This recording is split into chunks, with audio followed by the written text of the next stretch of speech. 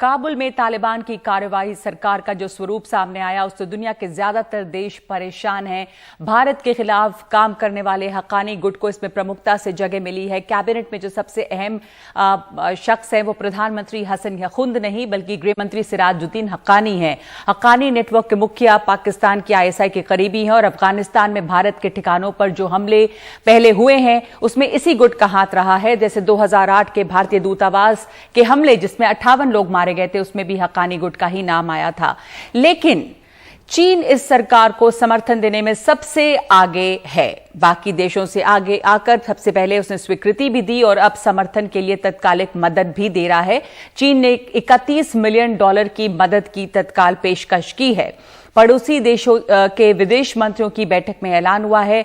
Pakistan, Turkmenistan, Tajikistan, Uzbekistan इस बैठक में थे।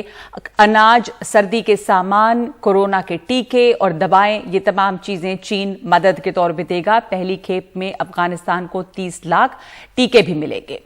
और इस समय और भी बहुत महत्वपूर्ण चीजें हो रही हैं। प्रधानमंत्री नरेंद्र मोदी ब्रिक्स, जिसमें कि ब्राजील, रूस, इंडिया, चीन, साउथ अफ्रीका ये गुट है, शामिल उसकी मेजबानी कर रहे हैं। जो वर्चुअल समिट है इसमें देशों के राष्ट्राध्यक्ष शामिल हैं।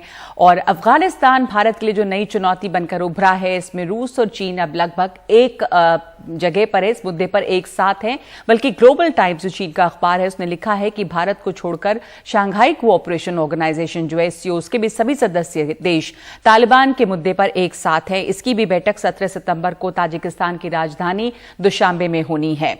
और साथ साथ इस सरकार के सामने आने के बाद पूर्वी अफगान प्रांत बदख्शा में दर्जनों महिलाओं ने अफगानिस्तान में पुरुष प्रधान अंतरिम सरकार के गठन का जोरदार विरोध किया है। महिलाएं लगातार विरोध कर रही हैं, उनके ऊपर लाठियां और गोलियां चलाई जा रही हैं। प्रदर्शनकारियों का कहना है कि वो महिलाओं की गैर मौजूदगी वाली सरकार को स्वीकार नहीं करेंगी। खबर है कि विरोध प्रदर्शन को तितर बितर होने से पहले कुछ महिलाओं को कथित तौर पर पीटा भी गया। स्थानीय समाचार एजेंसी के मुताबिक रैली को कवर कर रहे उसके कुछ पत्रकारों को भी हिरासत में लिया गया है और पत्रकारों को भी पीटा जा रहा है। तो ये इस समय अफगानिस्तान में जो सरकार बनी है, अस्थायी सरकारी सही, उसका ये स्वरूप सामने आया है। और कमाल की बात यह है कि महिलाएं जोर शोर से इसके खिलाफ प्रदर्शन कर रही हैं। यहां पे जो कुछ हो रहा है बल्कि इस पूरे इलाके में उस पर चर्चा करने के लिए हमारे साथ मौजूद हैं कमर आगा, इन मामलों के जानकार हैं, रक्षा विशेषज्ञ हैं। मोहन गुरुस्वामी हमारे साथ मौजूद हैं, रक्षा विशेषज्ञ। मोहन गुरुस्वामी, आप चीन की इस पहल को कैसे देखते हैं? दुनिया के तमाम देशों में इस समय एक बड़ी चिंता है कि अफगानिस्तान में जो सरकार का रूप सामने आया है उसमें इतने सारे तो आतंकी हैं जो कि FBI की लिस्ट में हैं, जो गृह मंत्री हैं वो FBI की लिस्ट में हैं, लेकिन चीन सबसे पहले स्वीकृति देने वाला देश भी बना। चीन ने उनकी मेजबानी पहले भी की सरकार बनने के पहले और अब तत्कालिक मदद की भी पेशकश की है। तो चीन का जो खेल है इस इलाके में उसे आप कैसे देख रहे हैं? भारत के लिए चिंता? देखिए, चीन का खेल बड़ा स्पष्ट है। अफगानिस्तान में जो खनिज पदार्थ है, जो माइंस हैं उनके रेयर अर्थ के, उसके पीछे चीन लगा हुआ है। और $3 ट्रिलियन के रिजर्व्स हैं, lithium, tantalum, various rare earth, तो उसके माइनिंग राइट्स के लिए चीन लगा हुआ है। और चीन को कोई आइडियोलॉजिकल प्रॉब्लम्स किसी से संबंध रखने में नहीं है। वो तालिबान से पहले ही संबंध रखता था। चीन को एक ही नेशनल इंटरेस्ट है इसमें कि उइगर समुदाय को ये लोग मदद ना करें जी। पाकिस्तान से भी वो लोग समझौता इसलिए कर लिए, तो अफगानिस्तान से भी यही, क्योंकि एक छोटा सा टुकड़ा है जहां से अफगानिस्तान से तुर्किस्तान जा सकते हैं आप। तो चीन का बस इंटरेस्ट वेरी क्लियर है। अब जो एड दिया है $31 मिलियन, ये छोटी सी रकम है। पर इसका छोटी सी रकम है लेकिन सांकेतिक महत्व बहुत है। कमर आगा, आप कैसे देखते हैं कि भारत के लिए खास करके एक ऐसी सरकार सामने अफगानिस्तान में है जिसमें ISI के करीब हक्कानी गुट को प्रमुखता दी गई है? भारत के लिए ये काफी ज्यादा चिंता की वजह है, बल्कि इस पूरे एशिया में जो स्ट्रेटेजिक बैलेंस है वो इससे काफी बिगड़ गया है। देखिए, भारत के लिए मैं समझता हूं कि बहुत बड़ी चिंता का विषय है। सबसे बड़ी बात तो यह है कि ये पूरा जो नैरेटिव है उसको बदलने की कोशिश चाइना कर रहा है।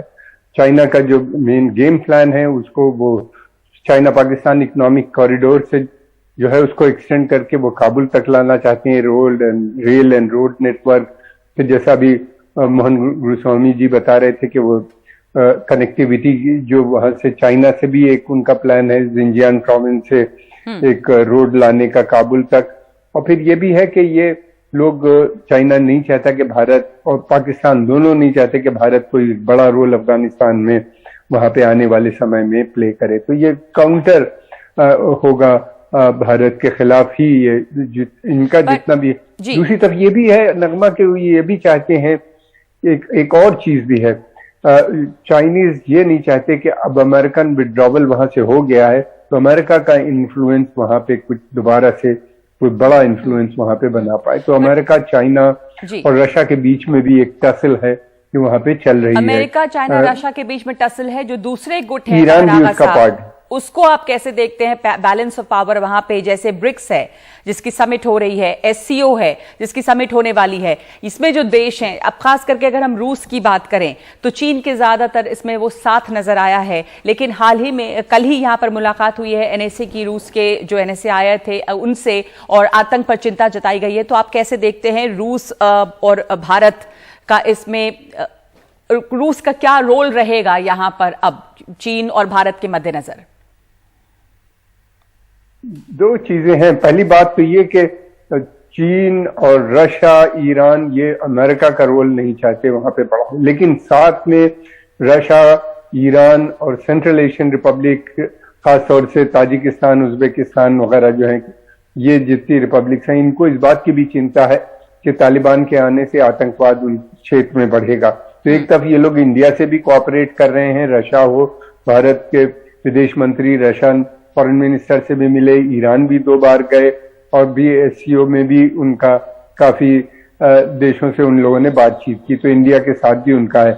दूसरी तरफ यह है कि ये कि अमेरिकन इन्फ्लुएंस को किस तरीके से रोका जाए, तो उसके लिए वो चाइना के साथ भी है। तो विरोधाभास इसमें नजर आता है, कंट्राडिक्शन नजर आता है, इसलिए कि अब जो है हालात वहां पे लगता है बिगड़ते चले जा रहे हैं।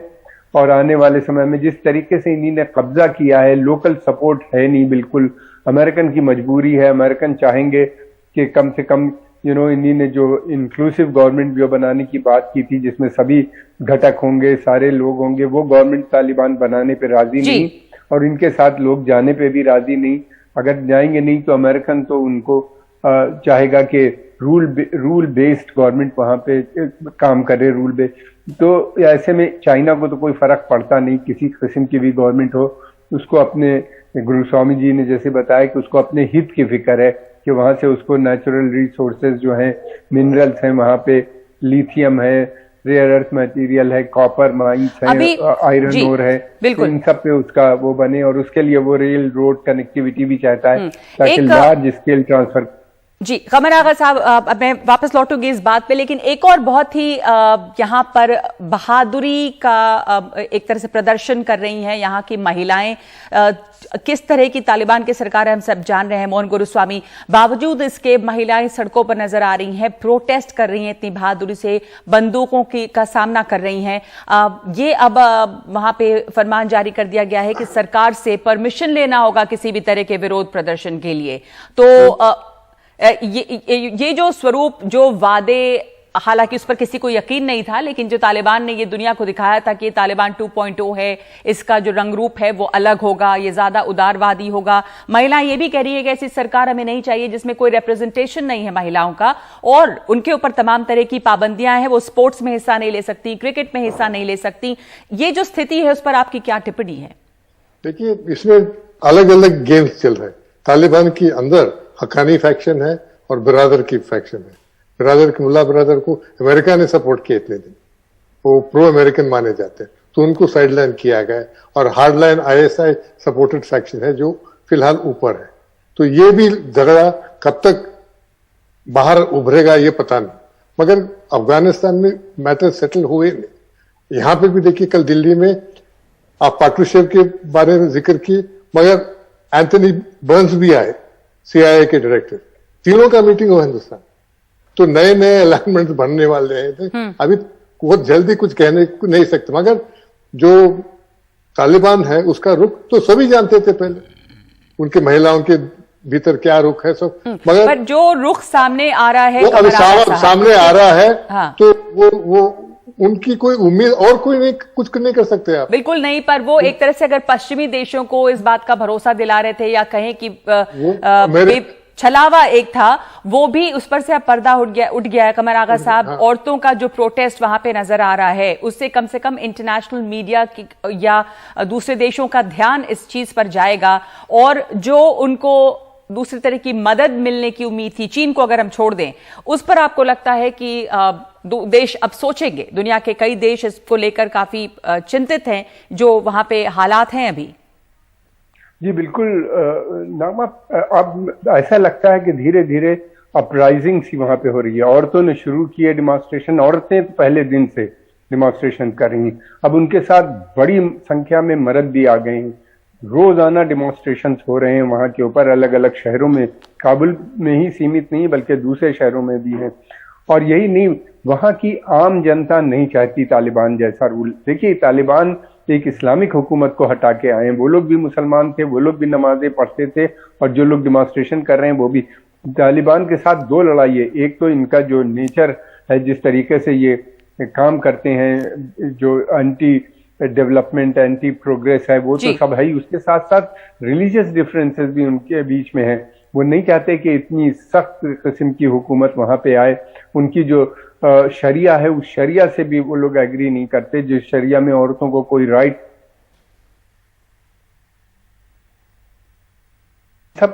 इन सबको देखते हुए यहाँ वहां पे जो मूवमेंट शुरू हुए, इनको दबाना बड़ा मुश्किल होगा। तालिबान एक ही चीज जानते हैं, वो सिर्फ केवल बंदूक की भाषा जानते हैं। बंदूक की मदद से उन्होंने कब्जा किया, और उसी से वो क्राउड कंट्रोल, क्राउड मेथड जो होते हैं वो तो अप्लाई करते नहीं, हवा में फायरिंग करने लगते हैं, पीटने लगते हैं। बहुत सी औरतें तक जख्मी हो गई हैं वहां पे, और हालात दिन ब दिन बिगड़ते जा रहे हैं। इकोनॉमी बहुत बुरी हालत में है, तो ऐसा बिल्कुल नहीं है।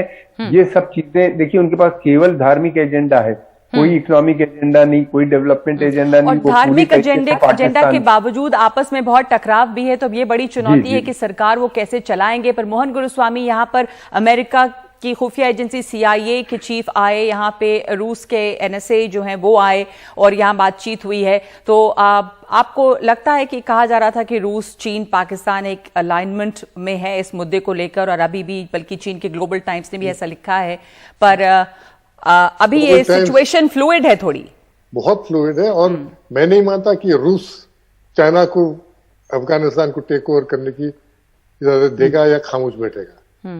जब तक टेररिज्म की थ्रेट है ताजिकिस्तान में, उज्बेकिस्तान में और सेंट्रल कॉकसस में, तो Russia will be very careful, वो देखते रहेगा स्थिति। और मेरे ख्याल में चीन को इजी एक्सेस नहीं, इकोनॉमिक एक्सेस मिलेगा, तो पॉलिटिकल एक्सेस अगर ज्यादा बढ़ेगा तो यहाँ पे कोऑर्डिनेशन देखेंगे आप, भारत और रशिया और ईरान का। ईरान का रोल बहुत अहम होगा, बल्कि ईरान के फॉरेन मिनिस्टर जवाद जरीफ का ट्वीट भी आया है, और उन्होंने मौजूदा हालात का जिक्र करते हुए तालिबान और उसके करीब दिख रहे देशों को हिदायत दी है। कहा है कि अफगानिस्तान में एक भयावह रणनीतिक गलती दोहराई जा रही है। कोई भी घरेलू या विदेशी ताकत अफगानिस्तान के बहादुर लोगों पर बलपूर्वक शासन नहीं कर सकती। वहां 3 विश्व शक्तियां बुरी तरह से फेल हुई हैं। तो क्या कोई दूसरा दावेदार भी ऐसा करेगा? संकेत चीन की तरफ भी है। ईरान ने चेतावनी अभी दे दी कि हजारस की जो ट्रीटमेंट है, उन पे जो रुख है तालिबान की, वो ठीक से होनी चाहिए। और जो 1-2 जगह अटैक जो हुए हैं उस पे वो अपना नाराजगी जताया है। तो ये बात जो है, अभी 1 हफ्ता हुआ तालिबान को आके, और उससे बात बिगड़ेगी, बात बढ़ेगी आगे। और ये इनकी जो इनहेरेंट बैकवर्डनेस है और इनहेरेंट पावर्टी ऑफ थॉट है, ये तो बाहर आएगी जी। और अगर मामला सुलझ जाएगा इंटरनली, ताजिक के साथ, उज्बेक के साथ, हजारस के साथ, शियाओं के साथ, तो फिर ये ज्यादा पठान पाकिस्तान में है अफगानिस्तान से। 52% ऑफ अफगानिस्तान इज पठान। हाँ, लेकिन ये कहना गलत नहीं होगा कमर आगा साहब कि ये जो है अभी एक तरह से जियोपॉलिटिकल जो बैलेंस था, एक तो वो बिगड़ा है इस इलाके में, इस खित्ते में, और एक नया पावर प्ले यहाँ पर अभी कुछ दिनों के लिए चलता रहेगा, चाहे वो यहाँ पे रूस हो, चीन हो, अमेरिका हो, इन सब का खेल यहाँ जारी रहेगा। और ये एक अखाड़ा बना हुआ है अभी अफगानिस्तान और उसके आसपास का इलाका। जी, ये अखाड़ा कम से कम 150-200 साल से बना हुआ है। पहले इसको ग्रेट गेम्स कहते थे। बरतानिया ने कई जंगें लड़ी, वो हारे या जीते भी तो भी कुछ नहीं कर पाए वहां पे। फिर उसके बाद रशियंस आए, फिर रशियन को जाना पड़ा, अमेरिकन आए, अमेरिकन को जाना पड़ा। अब ये जो खला पैदा हुआ है, वैक्यूम, उसको बहुत सी बड़ी ताकतें, देखिए इसके अंदर दो ताकतें बहुत ज्यादा, मैं समझता हूँ जो सबसे बड़ा गेनर होगा वो अल्टीमेटली ईरान का बहुत बड़ा रोल होगा, क्योंकि उसका इन्फ्लुएंस बहुत है, हिस्टोरिक इन्फ्लुएंस है। वो लोग पर्शियन लैंग्वेज बोलते हैं, दरी जो है ये एक पर्शियन डायलेक्ट है। फिर उसके अलावा उसके बॉर्डर 1000 किलोमीटर से भी ज्यादा के बॉर्डर मिलते हैं। जी हाँ, जी। और फिर उसके ये अलावा अभी कहा जाए कि भले ही यहाँ पर चीन जो है वो उतावला होकर मदद कर रहा है और अपनी पैठ जमाने की कोशिश कर रहा है, पर रूस ऐसा नहीं होने देगा। ये भी होगा कि वहां पे उसका इन्फ्लुएंस ना बढ़ जाए बहुत ज्यादा, और ईरान बहुत महत्वपूर्ण रोल आगे यहाँ पे निभाने वाला है। शुक्रिया आप दोनों का इस चर्चा में शामिल होने के लिए। इस वक्त अफगानिस्तान में काबुल में सड़कों पे और दूसरे इलाकों में भी प्रोटेस्ट भी हो रहे हैं, जिसमें खास तौर पे महिलाएं नजर आ रही हैं सामने।